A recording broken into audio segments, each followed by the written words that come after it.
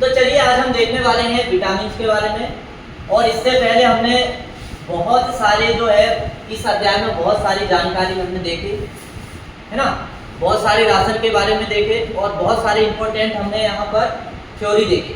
आज हम देखेंगे विटामिन के बारे में। तो सबसे पहले हमने समझ लिए थे कि विटामिन को दो श्रेणियों में बांटा गया है, जल में घुलनशील विटामिन और वसा में घुलनशील विटामिन। तो विटामिन की शुरुआत यहीं से होती है।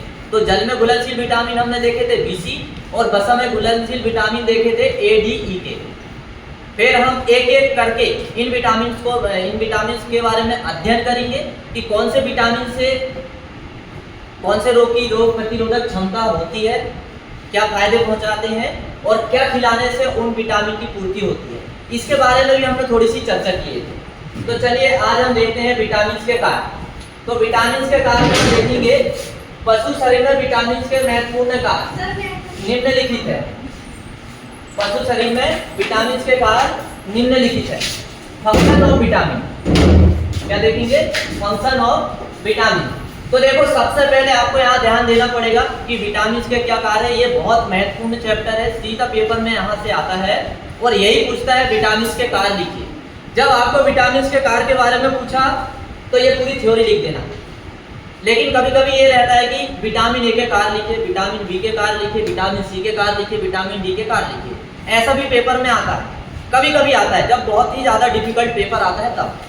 लेकिन अभी तक ज़्यादातर यही प्रश्न देखा गया है कि केवल ये पूछा जाता है विटामिन के कार्य लिखिए। तो जब भी आपसे विटामिन के कार्य के बारे में पूछेगा तो ये आप यहाँ से 4 पॉइंट 5 पॉइंट लिखिएगा, बस आपका आंसर सही होने वाला है।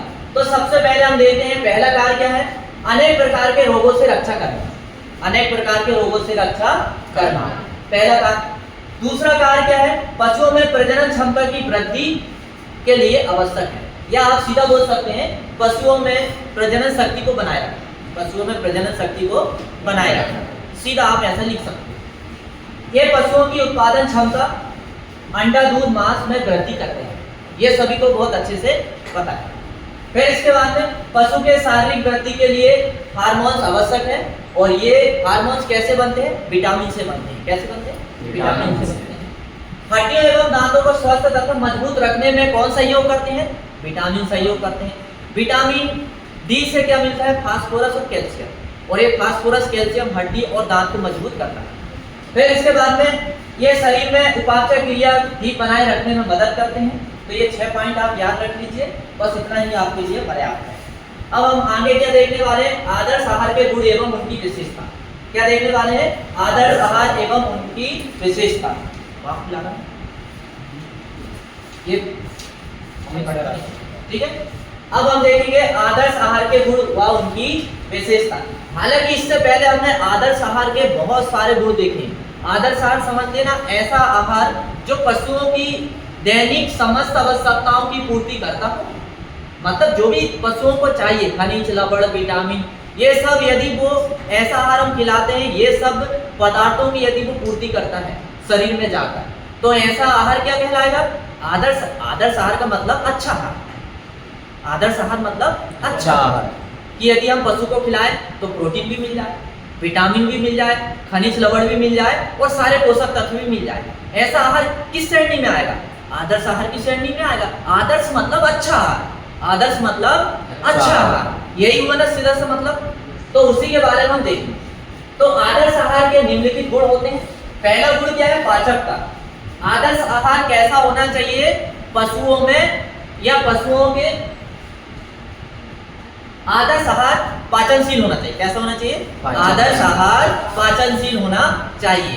पहला पॉइंट आप ये लिखिए। दूसरा क्या लिखना है? स्वादिष्टता। आदर्श आहार में हरे रसीले चारे शामिल होना चाहिए। आदर्श राशन में हरे रसीले चारे शामिल होना चाहिए। यदि हरे रसीले चारे यदि शामिल रहेंगे आदर्श राशन में तो उसे पशु चाव से खाएंगे और उसका स्वाद भी बढ़ जाएगा, जिसे क्या बोलते हैं? स्वादिष्ट। क्या बोलते हैं? स्वादिष्ट। मतलब आदर्श आहार में हरे एवं रसीले चारे भी होना चाहिए। आप ऐसा लिख सकते हैं, आदर्श राशन में हरे एवं रसीले चारे होना चाहिए। 2 पॉइंट हो गए। ये दोनों पॉइंट समझ में आए? अपने दिमाग को खोल के बैठना। पता चला मैंने ये सब बता दिया और मैंने किसी से एक शब्द पूछ लिया, ए ओ नहीं करना, समझ गए ना? जो समझ नहीं आता है आपको पूछ लेना, लेकिन यहाँ कान खोल के बैठना है। अब हम क्या देखेंगे? भारीपन। क्या देखेंगे? भारीपन। भारीपन का मतलब होता है ऐसा चारा जो हम खिलाएं तो जल्दी से पेट भर जाए। ऐसा चारा जो हम खिलाएं तो जल्दी से पेट भर जाए, तो ऐसे चारे को भारी चारा कहा जाता है। क्या कहा जाता है? भारी चारा। पेट भराओ। क्या कहेंगे? पेट भराओ। अब देखो पेट भराओ में क्या क्या आएगा? हरे रसीले चारे में देखो बरसीम आएगा, रिचका आएगा, मक्का, लोबिया, ज्वार, ये सब कैसे चारे हैं? भारी चारे हैं। कैसे चारे हैं? भारी चारे। अब देखेंगे रसीलापन। क्या देखेंगे? रसीलापन। मतलब जो आदर्श आहार की बहुत ही इंपॉर्टेंट विशेषता है कि आदर्श आहार कैसा होना चाहिए? आदर्श आहार में रसीलापन होना चाहिए। क्या होना चाहिए? आदर्श आहार में रसीलापन होना चाहिए। जब रसीलापन रहेगा तो पशु उसे अच्छे से खाएंगे और वो पचेगा भी जल्दी से। अब रसीलापन किसमें होता है? रसीलापन ज्यादातर किसमें होता है? सर्दियों में जो चारे रहते हैं ना, बरसीम है, लूसर्न है, ये हरे रहते हैं नहीं। और हरे चारे कैसे रहते हैं? रसीले रहते हैं। कैसे रहते हैं हरे चारे? रसीले। और पशु खाते हैं तो पेट तो भरता ही है, साथ में उनको खाने में मजा भी आता है। तो ऐसे चारे क्या कहलाते हैं? रसीले चारे। देखो रसीले चारे होने पर चारे कोमल होते हैं। कोमल मतलब मुलायम।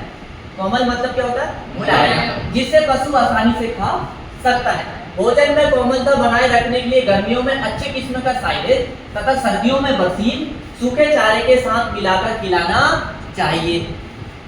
खिलाते हैं ना चारा काट कर? हाँ, चारा काट कर हम भूसा के साथ मिला देते हैं और थोड़ा सा आटा भी मिला देते हैं, तो उससे क्या पशु बहुत अच्छे से खाता, मजे से खाता है। अब संतुलित भोजन। तो संतुलित भोजन आपको सभी को पता है कैसा भोजन? मतलब ऐसा भोजन जो पशु की आंतरिक एवं बाह्य शारीरिक क्रिया के लिए पोषक तत्व प्रदान करता है। मतलब ऐसा भोजन, या यहाँ दिया देखो, भोजन में सभी आवश्यक तत्व, आप ऐसा सीधा बोल सकते हैं, भोजन में सभी आवश्यक तत्व उचित अनुपात में होने चाहिए। और जब भोजन में सभी आवश्यक तत्व उचित अनुपात में मिलेंगे तो ऐसा भोजन कैसा क्या कहलाएगा? संतुलित भोजन कहलाएगा। कैसा भोजन कहलाएगा? संतुलित। अरे ऐसा भोजन मतलब जो पूरे पोषक तत्व पशु को दे रहा है नहीं खिलाने पर, तो ऐसे भोजन को हम संतुलित भोजन कहते हैं। क्या कहते हैं? संतुलित भोजन कहते हैं। अब संतुलित भोजन में क्या क्या खिला सकते हैं आप? हरे चारे खिला सकते हैं, सूखे चारे खिला सकते हैं, फिर इसके बाद में आप खनियां खिला सकते हैं। ये सब संतुलित भोजन के अंतर्गत आते हैं।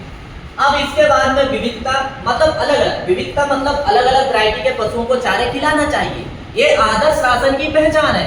अब एक ही एक चारा आप खिलाओगे तो पशु को खाने में बोर हो जाएगा। बोरे ही बोलते ना पशु को। आप गेहूं का ही भूसा खिलाओ ना लगातार, 4 दिन खाएगा, 5वें दिन आधा भूखा रहेगा, पेट भर खाएगा ही। तो इसीलिए विविधता मतलब अलग अलग चारे को हमें उगाकर रख लेना चाहिए और बदल बदल कर चारे पशुओं को खिलाना चाहिए। ऐसी क्रिया क्या कहलाती है? विविधता कहलाती है। क्या कहलाती है? विविधता। अब विविधता में आप क्या खिला सकते हो? आप साइलेज बना लीजिए, बरसीम उगा लीजिए, फिर इसके बाद में गेहूं का भूसा रख लीजिए, पुआल रख लीजिए, ज्वार की कड़वी रख लीजिए, मक्के का डंठल रख लीजिए। अब इतने सारे अलग अलग चारा आप बदल बदल के खिलाओगे तो पशु पेट भर के खाएंगे नहीं खाएंगे? तो ऐसे अलग अलग चारे हमको खिलाना चाहिए दूध देने वाले पशुओं को। जब पशु का पेट अच्छा भरा रहेगा तो दूध भी अच्छा मिलेगा, और एक पशु भूखा रहेगा तो क्या दूध मिलेगा क्या? अरे पशु के शरीर में भोजन जाएगा, ऊर्जा बनेगी और उस ऊर्जा से दूध का निर्माण होगा। अब वो भूखा खड़ा रहेगा, बैठा रहेगा, दूध कहाँ से बनेगा?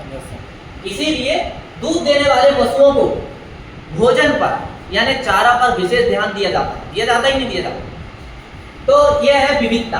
अब खनिज एवं विटामिन, ये तो आपको सभी पता है कि पशु आदर्श आहार में खनिज एवं, आदर्श आहार मतलब कंफ्यूज नहीं होना है।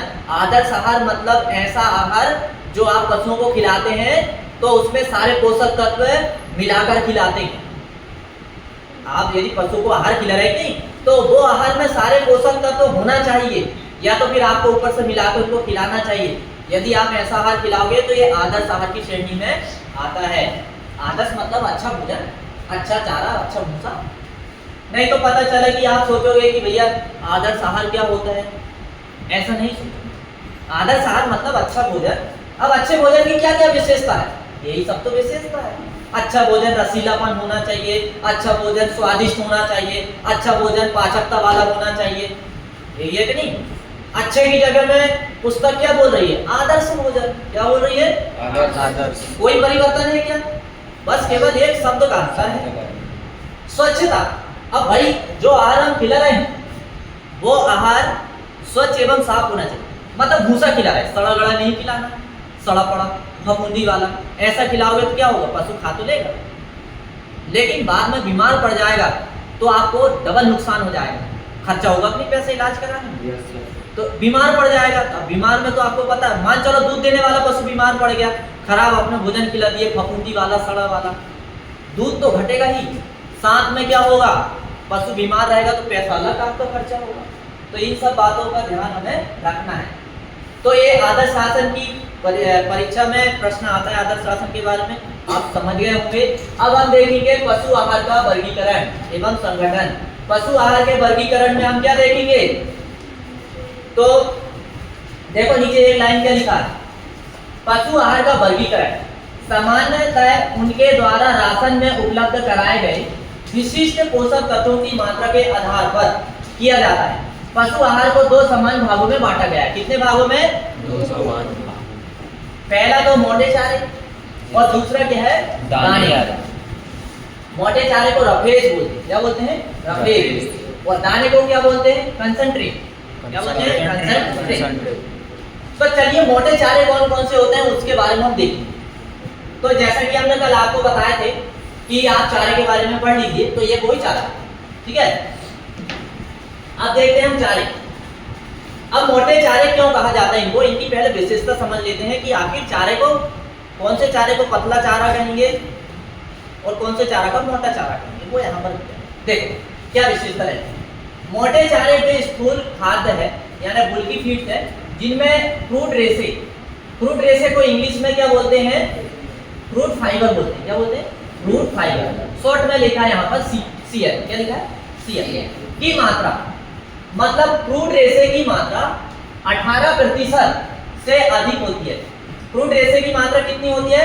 18% से अधिक होती है। कितनी होती है? 18% से अधिक होती है। इधर साइड पे कट तो नहीं कर ले। 18% से अधिक क्या होती है? फ्रूट रेसे। लेकिन कुल पाच्य तत्व जिसे TDN बोलते हैं। क्या बोलते हैं? TDN। अब TDN का फुल फॉर्म क्या होता है? Total digestive nutrient. क्या बोलते हैं? टोटल डाइजेस्टिव न्यूट्रिएंट, यानी कुल पाचक तत्व। कुल पाचक तत्व, टोटल पाचक को डाइजेस्टिव मतलब पचने वाला आसानी से, और तत्वों को क्या बोलते हैं? न्यूट्रिएंट बोलते हैं। क्या बोलते हैं? न्यूट्रिएंट। यही बात इंग्लिश में यहाँ शॉर्ट में लिखी है। तो इसमें TDN कितना होना चाहिए? 60% से कम होना चाहिए। मतलब ऐसा चारा जिसमें फ्रूट रेसे 18% से अधिक हो और TDN की मात्रा 60% से कम हो। यदि ऐसा कोई चारे में विशेषता है तो ऐसा चारा मोटा चारा कहलाता है। क्या कहलाता है? ऐसा चारा मोटा चारा कहलाता है। ये लाइन समझ में आई? अब मोटे चारे में भी अभी घबराना नहीं, समझ में आएगा कि कौन कौन से चारे आते हैं मोटे चारे के अंतर्गत। अब देखते हैं, देखो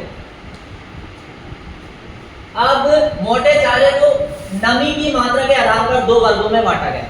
कितने वर्गों में? दो वर्गों। पहला तो हरे रसीले चारे और दूसरा है शुष्क चारे। शुष्क चारे का मतलब होता है सूखा चारा। शुष्क चारा मतलब सूखा चारा। आप मक्के को डंठल को काट के सुखा के रख लेते हैं, वो क्या है? सूखा चारा। क्या है? सूखा चारा। कड़वी सूखा चारा, पुआल सूखा चारा। समझ में आया? रसीला चारा मतलब कौन सा? बरसीम उगाओगे आप तुरंत खिलाने के लिए, हरा चारा बरसीम, लूसर और भी बहुत सारी फसलें होती है। तो ये बात समझ में आ गया? दो श्रेणी में जो बांटा गया मोटे चारे को, वो समझ में आया कि नहीं आया? अब हम देखेंगे हरे रसीले चारे। क्या देखेंगे? हरे रसीले चारे। अब देखो हरे रसीले चारे को भी दो वर्गों में बांटा गया। कितने वर्गों में? दो वर्गों। पहला वर्ग क्या है? फलीदार चारे। पहला वर्ग क्या है? फलीदार चारे। और दूसरा वर्ग क्या है? बेफलीदार चारे। कितना याद रहेगा? फलीदार चारे। मतलब हरे रसीले चारे को दो वर्गों में बांटा गया है, फलीदार चारे, बेफलीदार चारे। हालांकि देखो ये हरे रसीले चारे स्वादिष्ट, सुपाच्य तथा स्वास्थ्यवर्धक तो होते हैं, इनमें शुष्क पदार्थ की मात्रा कितनी होती है? 20 से 30%। तो पेपर में ये आता है सीधा कभी-कभी विकल्प के तौर में और पूछा जाता है कि हरे रसीले चारे में शुष्क पदार्थ की मात्रा कितनी होती है, ये बताइए, ऐसा पूछता है। तो आपको देखना है 20 से 30% हरे रसीले चारे में शुष्क पदार्थ की मात्रा होती है और बाकी 60 से 70% कैसे होते हैं? पानी की मात्रा होती है। 60 से 70% क्या होती है? पानी की मात्रा। शुष्क मतलब सूखापन, शुष्क मतलब सूखापन।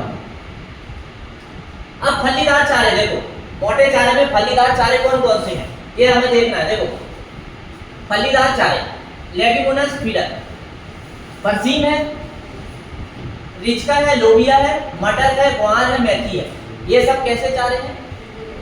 हरे रसीले मोटे चारे। कैसे है? हरे रसीले मोटे चारे। और ये फलीदार चारे, कौन से चारे हैं? फलीदार। क्योंकि इनसे फली, इनके बीज फलियों में बनते कि नहीं? यस मटर देखो, फली रहती नहीं मटर, यस मेथी की भी रहती है, यस ग्वार फली आती है, यस सर सब्जी बनाने के लिए, अपन खाने के लिए उपयोग करते हैं। Yes sir. तो जहाँ पशुपालन किया जाता है तो उसको पशुओं को खिलाने के लिए भी उपयोग करते हैं, पर ज्यादा बड़ा पौधा नहीं होने देते, इतने बड़ा बड़ा पौधा होता है, हरा रहता है और तभी काट के खिला देते हैं। लेकिन सब्जियों के लिए जब हम ग्वार उगाते हैं तब से इतने बड़े बड़े पौधे हो जाते हैं, तभी तो फल आएंगे उसमें। लेकिन जब पशुओं को खिलाते हैं तो पौधे की केवल इतनी हाइट होने देते हैं और जब अच्छी घनी पत्ती रहती है, पौधा अच्छा घना रहता है, तभी उसको काट के खिला देते हैं। तो ग्वार समझ गए, लोबिया समझते हैं? लोबिया नहीं समझते? बरबटी, काउपी, यस उसे पुस्तक की भाषा में लोबिया कहा जाता है। क्या कहा जाता है? रिच का एक चारे वाली फसल, मतलब जैसे बरसी में नहीं चारे वाली फसल, वैसे ही रिच का एक चारे वाली फसल। हमारे इधर इसको नहीं उगाया जाता। उत्तर प्रदेश साइड जहाँ पर पशुपालन किया जाता है वहाँ इसकी खेती की जाती है। रिच का है, लूसर्न है। हमारे इधर केवल बरसीम उगाते हैं, बरसीम को लोग पहचानते हैं, बाकी ये कुछ चारे को नहीं पहचानते। अब देखो बेफलीदार चारे, ये फलीदार चारे समझ में आए नहीं? Yes sir. अब फलीदार चारे में डीसीपी 2 से 3% होता है। अब डीसीपी का मतलब क्या होता है? Digestible fruit protein, digestible fruit protein. ये पेपर में नहीं पूछा लेकिन अपने नॉलेज के लिए याद रख लो। इसमें 2 से 3% और टीडीएन तो आपको पता ही है, कुल पाच्य पोषक तत्व, कुल पाच्य पोषक तत्व लगभग 10% होता है। कितना होता है? 10%। बेफलीदार चारे, अब ऐसे चारे जिनकी फलियां नहीं बनती, देखो वो कौन कौन से? मोटे चारे पढ़ रहे हैं अभी हम। कौन से चारे पढ़ रहे हैं? मोटे चारे। मक्का है, ज्वार है और बाजरा है, जई, नेपियर घास, सूडान घास, गिनी घास, दूब घास, ये सब कैसे चारे हैं? फली वाले। कैसे चारे? वो सॉरी बेफलीदार। कैसे चारे हैं? बेफलीदार। ये सब जैसे नेपियर घास हमारे यहाँ नहीं उगाई जाती, सूडान घास की, गिनी घास, ये जो घास आपको दिख रही, ये केवल यहाँ पर 3 उगाते हैं, मक्का, ज्वार, बाजरा, पशु खिलाने। बाकी ये आपको जहाँ पर पशुपालन विशेष किया जाता है वहाँ पर ही आपको मिलेगा। समझ गए?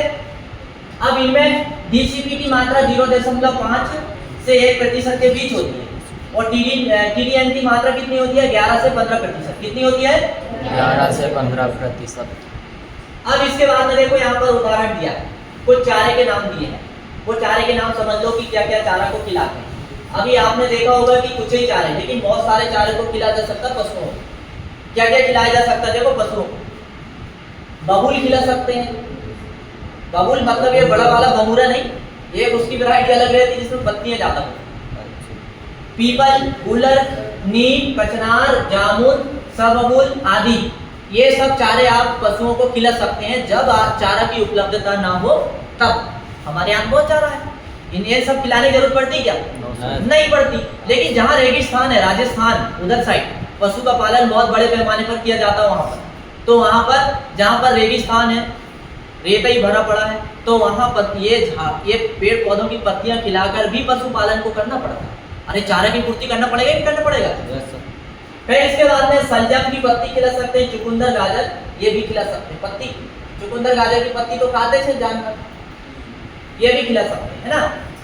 गर्मी के दिनों में जब अन्य चारों की कमी हो जाए तब ये चारा आप खिला सकते हैं, सलजम की पत्ती, चुकंदर की पत्ती, गाजर की पत्ती आदि। अब सूखे तथा बिना रस वाले चारे, अब क्या देखेंगे? सूखे तथा बिना रस वाले चारे। अभी तक हम कौन से चारे देख रहे थे? गीले और रसीले चारे। क्या देख रहे थे? गीले और रसीले चारे। बीज होते हैं और बिना बीज। अब हम देखेंगे सूखे तथा बिना रसीले चारे। तो इनको भी दो भागों में बांटा गया, फलीदार और बिना फलीदार। फलीदार और बिना फलीदार। अब ये भूसा कड़वी सब इसी में आएगा, आप देखो, ठीक है ना। देखो फलीदार में देखते हैं, फलीदार में कौन कौन से आते हैं, कहीं दिया है क्या? हाँ ये देखो दिया, मटर का भूसा, मटर का भूसा, अरहर का भूसा, लोबिया का भूसा, मेथी का भूसा। ये सब किसके उदाहरण हैं? सूखे तथा बिना रस वाले चारे के फलीदार चारे हैं। जो दाल हम चना मना का कूट के रखते हैं नहीं, वो सब भूसा क्या है? सूखे चारे हैं वो सब। वो क्या है? सब सूखे चारे। लेकिन कैसे चारे हैं? फलीदार। कैसे चारे हैं? फलीदार। अब इनमें डीसीपी की मात्रा 2 से 3% होती है और टीडीएम की मात्रा लगभग कितनी होती है? 40%। कितनी होती है? 40%। ये समझ में आया? अब इसके बाद में हम देखेंगे बेफलीदार चारे। कैसे चारे देखेंगे? बेफलीदार। बेफलीदार चारे में कौन कौन से आते हैं? देखो 2 प्रकार में इनको बांटा गया है, गेहूं, धान, जौ, ज्वार का भूसा तथा मक्का व ज्वार की कड़वी। इनमें पाच्य प्रोटीन की मात्रा नगण्य होती है, मतलब बहुत कम होती है ना। डीसीपी की मात्रा कितनी होती है? 0 होती है। कितनी होती है डीसीपी की मात्रा? 0 होती है। लेकिन टीडीएम की मात्रा कितनी होती है? 40% होती है। कितनी होती है? 40%। लेकिन हे समझते हैं, हे चारा के बारे में अपन अध्याय 2 में पढ़ेंगे। हे चारा भी अध्याय 2 में पढ़ेंगे, हे और साइड, तब आपको अच्छे समझ में आ जाएगा। केवल यहाँ थोड़ा सा समझ लीजिए अभी ये क्या होता है। ठीक, सूडान घास, दूब तथा नेपियर घास की हे बनती है। हरी घासों को सुखाकर उनकी नमी को 15 से 20% किया जाता है। इसमें सूक्ष्म जीवाणु गतिविधि नहीं होती है। ये भूसा और कड़वी की तुलना में पौष्टिक अधिक होता है। ऐसा चारा क्या कहलाता है? हे कहलाता है। आप ये ऐसा कह सकते हो कि ऐसा चारा जिसको सुखाकर हम रख लेते हैं और जब हरा चारा खत्म हो जाता है तो हम उसको खिलाते हैं। ऐसा चारा या ऐसा संरक्षित चारा क्या कहलाता है? हे कहलाता है। तो आपने देखा होगा गांव में अभी मक्का जब कटेगा तो मक्का को सुखाकर रख लेंगे, है कि नहीं? धान का पुआल रख लेंगे अच्छे सुरक्षित, ताकि वो खराब ना हो, किसी प्रकार का उसमें दुर्गंध ना आए, और वही चारा को गर्मी में खिलाते हैं। ऐसा चारा इसको क्या कहेंगे? हे चारा कहेंगे। क्या कहेंगे इसे? हे चारा। समझ गए? पशु आहार में मोटे चारे की उपयोगिता, ये प्रश्न काफी चर्चा में रहता है। ये प्रश्न जो है काफी चर्चा में रहता है।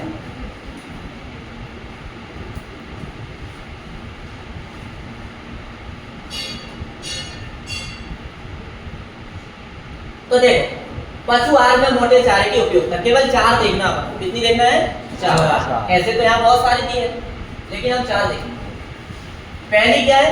चारे अधिक रेशेदार होने के कारण राशन की मात्रा में वृद्धि होती है। भोजन प्रणाली में आवश्यक तत्व उत्पन्न होते हैं। मोटे चारे सस्ते होते हैं, आप ये याद रखिए। पशु आहार में मोटे चारे की उपयोगिता, तो मोटे चारे की पहली उपयोगिता में आप ये याद रखिए, मोटे चारे सस्ते एवं शीघ्र शक्तिदायक होते हैं। हम अभी मोटे चारे की विशेषता ही देख रहे हैं। क्या देख रहे हैं? मोटे चारे की विशेषता। और विशेषता के स्थान पर यहाँ उपयोगिता दिया है, तो इसमें कोई टेंशन की बात नहीं है। आप विशेषता करके समझिए तो जल्दी याद होगा आपको। तो पहली विशेषता क्या रहती है मोटे चारे की? मोटे चारे सस्ते एवं शीघ्र शक्तिदायक होते हैं, पहली विशेषता है कि। दूसरी क्या है? जुगाली करने वाले पशुओं के लिए इनका विशेष महत्व है। मोटे चारे का जुगाली करने वाले पशुओं का विशेष महत्व है। जुगाली समझते ना? हाँ। फिर इसके बाद में आप ये याद रखिए, पशुओं के शरीर के लिए शक्ति प्रदान करते हैं। मोटे चारे पशुओं के शरीर के लिए क्या करते हैं? शक्ति प्रदान करते हैं। भोजन प्रणाली की दीवारों में संकुचन एवं विमोचन क्रिया संपन्न करते हैं। ये याद ना रहे कोई दिक्कत नहीं, हम दूसरा देख रहे हैं। पाचन रसों की क्रियाओं के लिए अधिक से अधिक सतह प्रदान करना। और देखते हैं सरल सा पॉइंट, हम क्या देखते हैं? हरे चारे विटामिन ए का मुख्य स्रोत है। मतलब कि जो मोटे चारे में जो हरे चारे आते हैं ना, मोटे चारे के अंतर्गत जो हरे चारे आते हैं वो किसका अच्छा स्रोत है? विटामिन ए का अच्छा स्रोत है। किसका अच्छा स्रोत है? विटामिन ए ए। का अच्छा स्रोत है। हरे चारे से अच्छी किस्म की हे तथा साइलेज तैयार कर सकते हैं। हे तथा साइलेज बनाने के लिए जो चारे पैदा करते हैं ना, वो मोटे चारे के अंतर्गत आते हैं। किसमें आते हैं? मोटे चारे के अंतर्गत आते हैं। इसीलिए ये पॉइंट भी आप लिख सकते हो कि हरे चारे से अच्छी किस्म की हे तथा साइलेज तैयार होती है। हरे चारे पाचक तथा कैसे होते हैं? स्वास्थ्यवर्धक होते हैं। हरे चारे पाचक तथा स्वास्थ्यवर्धक होते हैं। ऐसे 4 पॉइंट आपको लिख लेना है मोटे चारे की विशेषता। 5 पॉइंट। कितने पॉइंट? 5। पुस्तक में दिया भी होगा, दिया ना? जो आपको सरल लगे उसको आपको लिख देना है। तो थोड़ा सा हम दाने के बारे में देखेंगे। किसके बारे में? दाने के बारे में। और दाने के बारे में देखने के बाद ये एक पेज और बचेगा और ये अध्याय हमारा समापन की ओर है। ठीक? तो दाने की क्या विशेषता होती है? देखो, दाने को हम क्या बोलते हैं? कंसंट्रेट। क्या बोलते हैं? अब देखो, मोटे चारे को थोड़ा सा मोटे चारे के बारे में बताया गया यहाँ पर दाने के बारे में विशेष करके पढ़ेंगे। अब किसके बारे में? दाने के बारे में। मोटे चारे को पशुओं की जीवन निर्वाह की आवश्यकताओं की पूर्ति के लिए ही दिया जा सकता है, परंतु पशु से अधिक उत्पादन, अब उत्पादन क्या लेना है पशु से? दूध, मांस लेना हो या श्रमिक कार्य लेना हो तो उनके लिए वर्धक राशन की आवश्यकता भी होती है। और वर्धक राशन में क्या खिलाते हैं? वर्धक राशन में क्या खिलाते हैं? दाने। क्या खिलाते हैं? दाने। वर्धक राशन मतलब प्रोडक्शन राशन या उत्पादन राशन, उत्पादन बढ़ाने वाला राशन, ये खिलाते ना। दाना पशु आहार का वह भाग है जिसमें रेशे की मात्रा, दाने में रेशे की मात्रा कितनी होती है? 18% से कम। कितनी होती है? 18 से कम। और TDM की मात्रा कितनी होती है? 60% से अधिक। कितनी होती है? और पाच्य प्रोटीन कितना होता है? 12% से अधिक। कितना होता है? समझ में आया ये दाने के बारे में थोड़ी सी जानकारी? अब इसके बाद में दाने को निम्नलिखित वर्गों में बांटा गया। दाने को भी कुछ श्रेणी में बांटा गया। अनाज के दाने एवं उनके उपजा। अनाज के दाने एवं उनके उपजा। अनाज और दाल में क्या अंतर है? देखो, अनाज उसे कहते हैं सेरल मिलेट, मतलब जिसको पीसकर आटा बनाते हैं और रोटी बनाते हैं। अब ऐसे वाले अनाज कहलाते हैं। क्या क्या आते हैं? हाँ, वो जो आप समझ रहे हैं वो सही समझ रहे हैं। अब दाल को क्या करते हैं? उनकी दाल बनाकर हम उपयोग करते हैं, जो हमारे शरीर में जाकर प्रोटीन की पूर्ति करते हैं। तो आपको अनाज और दाल के बारे में पता होना चाहिए। अब अनाज के उपजात का मतलब क्या होगा? अरे अनाज को हम पीसते हैं तो उनसे फुगली निकलती नहीं, दाल को दरते हैं तो फुगली निकलती नहीं। वो सब क्या कहलाएंगे? अनाज के उपजात। वो सब क्या कहलाएंगे? अनाज के उपजात। अनाज के उपजात इसलिए क्योंकि अनाज से बचा कुचा कचरा है कि नहीं वो? अब जो अनाज से बचा कुचा निकल रहा है वो अनाज के उपजात कहलाएगा। वो सब यहाँ पर दिया है कि आप क्या क्या अनाज के उपजात को जो पशुओं को खिलाते हैं। देखो, मक्का एवं बाजरा जानवरों को खिलाने के काम में आता है। गेहूं, जई, जौ एवं मोटे अनाजों का दलिया, मतलब इनको दरते हैं, चक्की में दरवा लेते हैं। पशुओं को वर्धक आहार के रूप में दिया जाता है। वर्धक आहार मतलब दूध, यदि कोई गाय दूध दे रही है तो उसके दूध के उत्पादन को बढ़ाने के लिए हम इनको दाना को दरवा लेते हैं और उसको रात में खुला देते हैं और सुबह खिलाते हैं। करते हैं कुछ लोग ऐसा? Yes sir. कुछ लोग तो डायरेक्ट आटा खिलाते हैं। आटा कभी भी नहीं खिलाना चाहिए। देखो नुकसान क्या है। पहले दरनों के बारे में समझ लो। दलिया या दरनों को आप खुला के यदि खिलाओगे तो क्या काम करेगा? सुबह पशु को आपने खिलाया दूध, जैसे दूध का दोहन हुआ और खिला, वो क्या काम करेगा? जब पशु का पेट भर जाएगा, जब वो खाली बैठा रहेगा तो उसको और पीसेगा, जुबानी करेगा ही नहीं। तो और पीसेगा तो वो जब वो दाना और अच्छे से चगलाएगा, रस बनेगा, तो उसके रस जब मिलेगा उधर अंदर पेट में जाके पानी में, तो वो रस से क्या पूरा पोषक तत्व खींच लिया जाएगा, क्योंकि उसने अपनी लार में पशु ने मिलाया, उसको अच्छे से चबा के खाया दाना को। तो दाना में जितने भी पोषक तत्व हैं वो पानी में मिलकर शरीर में पहुंच जाएंगे, फायदा ये होगा। लेकिन अब आटा खिलाओगे आप, आटा क्या, आटा को तो चबाने की जरूरत भी नहीं पड़ी, ऐसे ही मुंह घुमाया पशु ने और बस अंदर गया, थोड़ा बहुत जितना मिलना था वो मिला, बाकी गोबर में जैसे कि वैसे निकल गया। इसीलिए जो अच्छे से जानते हैं, पशुपालन करना जानते हैं, उन्हें पशुओं का ज्ञान है, वो कभी भी आटा नहीं खिलाते, वो दरनों खिलाते। उसको चबा के खाएगा, चबा के खाएगा तो अनाज से रस निकलेगा, और वो रस में ही क्या है, कार्बोहाइड्रेट है, प्रोटीन है, विटामिन है, खनिज लवण है, सब है। आटा में क्या है, आटा में क्या है, कुछ नहीं, आटा में कार्बोहाइड्रेट बस है। इसीलिए दलिया खिलाते। कितने मिनट हो गए? 30।